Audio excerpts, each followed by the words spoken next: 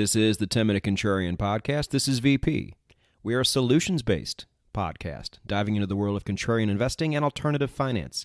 You can find us hosted on the No Nonsense Forex YouTube channel, NoNonsenseForex.com, and podcast players everywhere. Episode 28 is brought to us by Blueberry Markets. I know a lot of you who listen to this podcast also trade the things we talk about on this podcast. Metals, crypto, stocks. And I know many of you are still carryovers from the No Nonsense Forex YouTube channel, so you trade Forex as well. Why not trade all of those things on the broker with the world's best customer service, Blueberry Markets? You can do this if you're outside the United States. All you have to do is go down and click the link below in the show notes. That takes you to the blog, which is where I update everything. Eligible countries, a deeper breakdown into why I think Blueberry Markets is awesome. And at the bottom of that blog is the link you need to click on to not only get a cashback bonus, but to get your own personal customer service representative. If anything goes wrong, you have a native English speaker right there to help you get back on track. Again, this is only available for people outside of the United States. If you're within the United States, I have a broker for you. Check the show notes as well. It is the 10-Minute Contrarian podcast, and over time I've gotten away from this, but what I used to do on the early episodes was take the subject matter for the week and ask, why is this contrarian?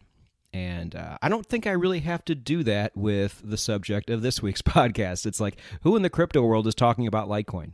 I mean, the only thing more contrarian would probably be if I did an episode on Bitcoin Cash, for example, which don't put that past me. That could be coming in the future. However, as a lot of you have probably already seen, I have a blog where I keep track of all of my crypto investments. And I say it all the time. I didn't really want to do it, but I put it out there, and I always keep it updated every time I make a new purchase. Or if for some reason I just get rid of a cryptocurrency altogether, like I did with XRP a while back, you will see those changes posted on that blog. I will put it down in the show notes if you've never seen it before. But if you have, you know that I am already invested in Litecoin. So why even do this? Well, something has happened. And if you are a longtime fan of this podcast, I don't even have to tell you what it is, but let me go ahead and tell you anyway. Episode 7 was an episode on Polkadot. I was interested in buying it. I did right around 16, and then once it got to 48, I tweeted that I was taking my initial profit off the table, moving my stop loss to break even, and letting the rest run for a while. Now, I feel the same about Polkadot as I do with a lot of the precious metals stocks that I hold. I'm in this for a while. So Polkadot is, for me, a long-term buy and hold. However, there is no substitute for smart money management. And I apply those principles even when I don't want to. And when things are going really well, nobody ever wants to. There were even people who admitted it out loud and said, thanks for the recommendation, but I am going to hold and not take profit. Well, you are certainly allowed to do that. But unlike you, now I get free crypto at a nice low price. The only question is, which direction will I go? Now, the other question is at what point, but my charts tell me this. Because I've done this at least 5 times already, probably more. Like a good chunk of my portfolio has come from me taking profit when I said I was going to take profit and then reinvesting it back into the crypto market once prices dropped, which they almost always do because, as we know, price moves in waves. Maybe at some point, the maxis will finally be right and we'll have that run that just never looks back. And I will be holding 1/3 of a position on one crypto, and that 1/3 of one position will miss out on the run. Boo-hoo. Meanwhile, simply by taking profits when I said I was going to take profits, I have a much larger crypto portfolio than I did before, packed and ready for the moon. Now, if you're relatively new to this podcast and you're like, well, that sounds like a really good idea. I would like to be able to do that all the time. I made a whole video on it. I will link that in the show notes too. And that's one of the most contrarian things you can possibly do. So many people get caught up in the sentiment, especially on the way up, that basic investment principles just completely go out the window. Most of these people didn't have any investment principles to start with. But even the ones that do get caught up in the hype, think that this market is unique to every other market and to where it's going to do nothing but go up. And then when it falls hard, like it has, they really wish they had some dry powder. But they don't. But I do. All right, enough tooting my own horn. Let's talk about where I plan on putting this. Now, in the past, I either purchase a new position with it or I put it into what I consider more of a blue chip type crypto, like Ethereum or Chainlink. And the reason why I am making this episode in the first place is because I am thinking of adding Litecoin to that blue chip group, and that may be where this next position of free crypto goes. And even if I don't, I might still pull out the old pocketbook and put a cash position into Litecoin, the next bullish signal I get on my weekly chart. And again, I expect the majority of you to disagree with me, and that's fine. It's a contrarian play, and I know that. But let's talk about the reasons why I'm very bullish on Litecoin now and well into the future. But first, let me start with the one bear case. And it's not even really a bear case. It's just something I would really like to see that I'm not seeing. Is you guys know the main cryptos out there for actual transacting are Bitcoin, Litecoin, Bitcoin Cash, and then if you really want to go down the line in terms of cryptos that have almost fallen off the map entirely, you have things like Nano and Digibyte. We'll go ahead and eliminate those last two.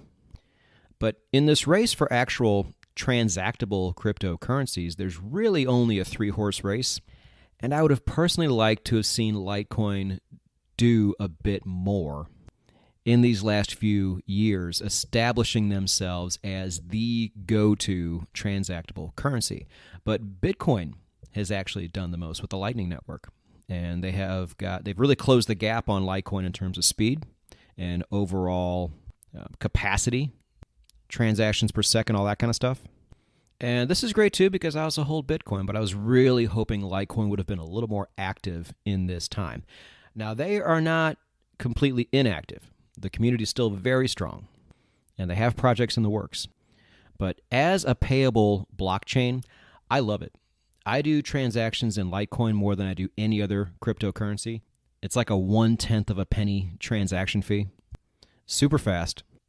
And again, you got to look at its competition. It's really only a three-horse race right now, and there doesn't have to be just one winner. And one of the things that I think will separate Litecoin from the other two over time is the Mimblewimble privacy protocol it did get pushed back a bit, but it is scheduled to come in January 2022. If it doesn't come in January 22, it's coming. How soon makes no difference to me. I'm a long-term buy and hold. But what I think is cool about this is it's going to have a privacy element to it, but it is not going to be labeled as a privacy coin, like your Moneros and Zcashes and things like that. This is really good because I have a feeling that over time, your Moneros and your Zcashes are going to be targeted, sacrificed, and the crypto community is not going to mind. It is going to be a fair trade-off when it comes to overall regulation. Governments are going to say, okay, we're going to allow certain things, but we are not going to allow privacy coins like Monero and Zcash, and I don't think the crypto community is going to push back very hard on that. But thankfully, I do not think that Litecoin is going to fall into that same category. It is just one nice, streamlined blockchain that is great for payments. You can buy and sell it on every single exchange. You can currently use it at 15,000 different online merchants. You can use it on PayPal. Grayscale has its own Litecoin trust, which I think in the whole Grayscale family is about 5th or 6th in terms of market cap.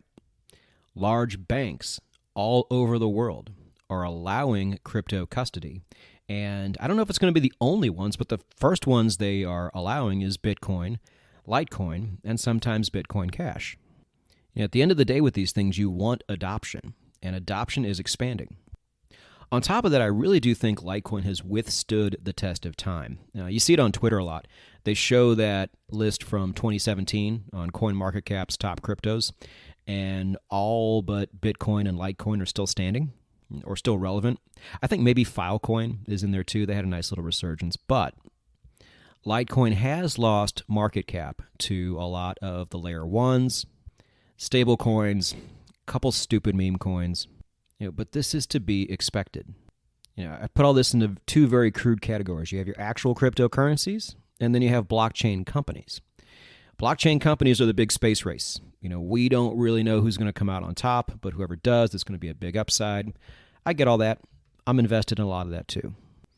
But I also want to have good exposure into the cryptocurrency side as well. And I don't want to do that with just Bitcoin. I love having Litecoin exposure, and I'm looking to get more. Now, if you have no Litecoin exposure, get this. I think you're going to like this. If you practice proper money management and you say, okay, at a certain point, I'm going to take my initial investment off the table, move stop loss to break even, let the rest of it ride. Litecoin is one of the easiest cryptos to do that with. If you go look at a chart right now, you will see, and Litecoin is famous for this, Litecoin loves to spike. It's very heavily traded, which is great because we're getting that constant flow of liquidity. But historically, it is just prone to spiking, which if you have a certain take profit point on your chart, there's a good chance it will get there in a very short amount of time and then come back down if you want to buy more. It is famous for doing this over and over.